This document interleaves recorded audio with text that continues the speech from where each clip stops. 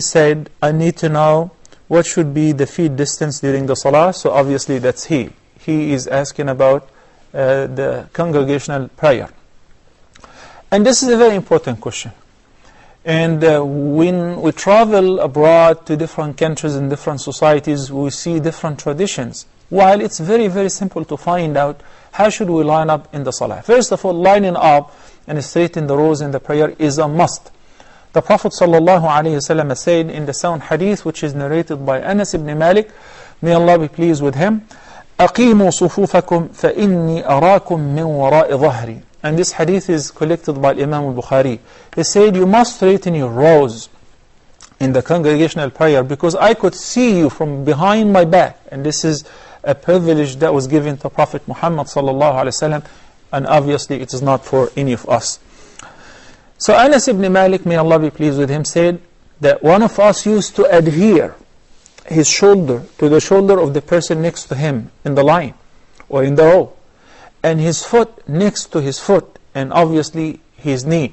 So there will be like the bodies will cling into each other, and obviously there will not be any distance between the feet of the followers in the same row. Some people mock at that and make fun by saying that you say that the shaitan or Satan would stand in between you and I don't want anyone to offend me. Some of the scholars consider this a must, that we should straighten our rows, and that would not be accomplished unless if we adhere the shoulders next to shoulders and ankles next to ankles. And obviously when we line up in the prayer, we rely on the heels, not on the toes, because somebody may wear size 8, 9, or if you're like Hakim al-Ajwan, you need size 14. So if we line up according to the toes, the person's body will be behind the row. The proper way is to line up according to the heels, not to the toes. Here is the point. If somebody insists on pulling his foot away from the person next to him for a reason or another, that's his problem. And it is not the duty of the other person to fill in the gap.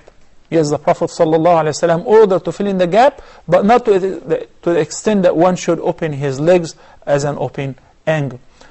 The distance between the 2 feet, even if you're praying singular, should be similar to the width of your chest without any extravagance, or trying to open it very wide or collect them, neither one of them. There is a very interesting hadith that's narrated by An-Nu'man ibn Bashir, may Allah be pleased with him. And you know that An-Nu'man ibn Bashir was young. He was born approximately 8 years before the death of the Prophet ﷺ. And this is very interesting to see young companions narrating a hadith. He said, the Prophet ﷺ said in the hadith, which is agreed upon its authenticity, collected by both al-Bukhari and Muslim, لا تسون بين صفوفكم أو لا يخالفن الله بين وجوهكم. And that's a threat, which indicates it's very serious that we should straighten our rows in the prayer, or else what? That Allah will alter your faces.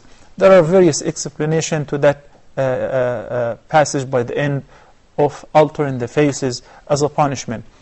So I'm only responsible for myself, and if there is a little gap, I can fill in the gap. I should not leave gap between me and the person next to me.